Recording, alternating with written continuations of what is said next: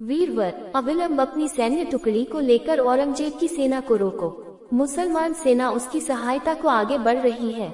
इस समय औरंगजेब को मैं घेरे हुए हूँ। उसकी सहायता को बढ़ रही फौज को कुछ समय के लिए उलझा कर रखना है ताकि वह शीघ्र ही आगे न बढ़ सके। तब तक मैं पूरा काम निपट लेता हूँ।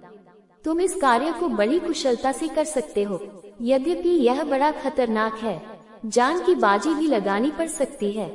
मुझे तुम पर भरोसा है। हाड़ा सरदार के लिए ये परीक्षा की घड़ी थी। एक और मुगलों की विपुल सेना और उसकी सैनिक टुकड़ी अति अल्प है। राणा राज सिंह ने मेवाड़ के छीने हुए क्षेत्रों को मुगलों के चंगुल से मुक्त करा लिया था। औरंगजेब के पिता शाहजहां ने अपनी एड़ी चोटी की ताकत लगा दी थी। वह चुप होकर बैठ गया था। अब शासन की बागडोर औरंगजेब के हाथों में आई थी। राणा से चारुमती के विवाह ने उसकी द्वेष भावना को और भी भड़का दिया था। इसी बीच में एक बात और हो गई थी जिसने राज सिंह और औरंगजेब को आमने सामने लाकर खड़ा कर दिया था।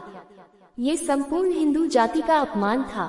इस्लाम को कबूल करो या हिंदू बने रहने का दंड भरो, यही कहकर हिंदुओं पर उसने जजिया कर लगाया था। राणा राज सिंह ने इसका विरोध किया था। उनका मन भी इसे सहन नहीं कर रहा था। इसका परिणाम ये हुआ, कई अन्य हिंदू राजाओं ने उसे अपने यहाँ लागू करने में आनाकानी की। उनका साहस बढ़ गया था। गुलामी की जंजीरों को तोड़ फेंकने की अग्नि जो मन पर गई थी फिर से प्रज्वलित हो गई थी।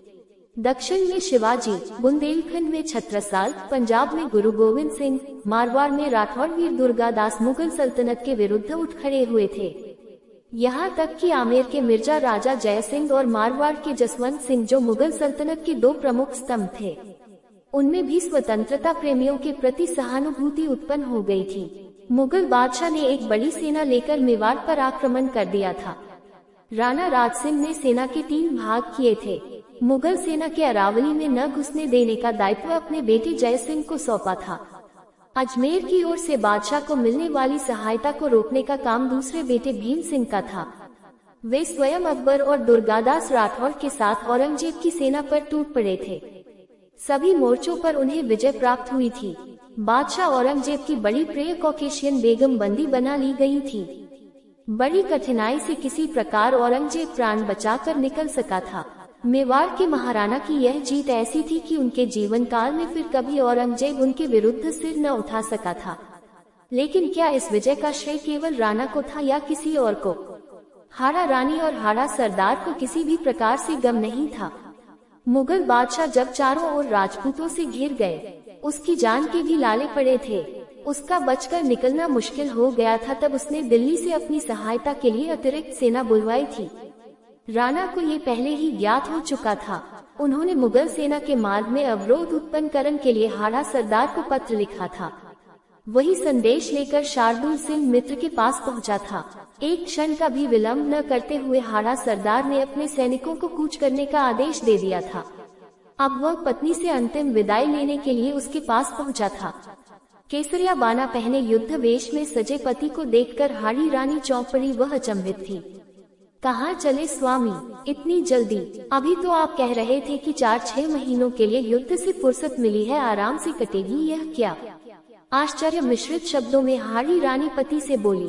प्रिय, पति के शौर्य और पराक्रम को परखने के लिए ही तो क्षत्रानियां इसी दिन की प्रतीक्षा करती है। वह शुभ घड़ी अभी ही आ गई। देश के शत्रुओं से दो हाथ होने का अवसर मिला है। मुझे यहाँ से अविलंब निकलना है। हंसते हंसते विदा दो, पता नहीं फिर कभी भेंट हो या न हो, हाड़ा सरदार ने मुस्कुराकर पत्नी से कहा। हाड़ा सरदार का मन आशंकित था। सचमुच ही यदि न लौटा तो मेरी इस अर्धांगिनी का क्या होगा? एक ओर कर्तव्य और दूसरी ओर था पत्नी का मोह। इसी अंतर्द्वंद में उसका मन फंसा था। उसने पत्नी को राणा राज सिंह के पत्र के संबंध में पूरी बात विस्तार से बता दी थी।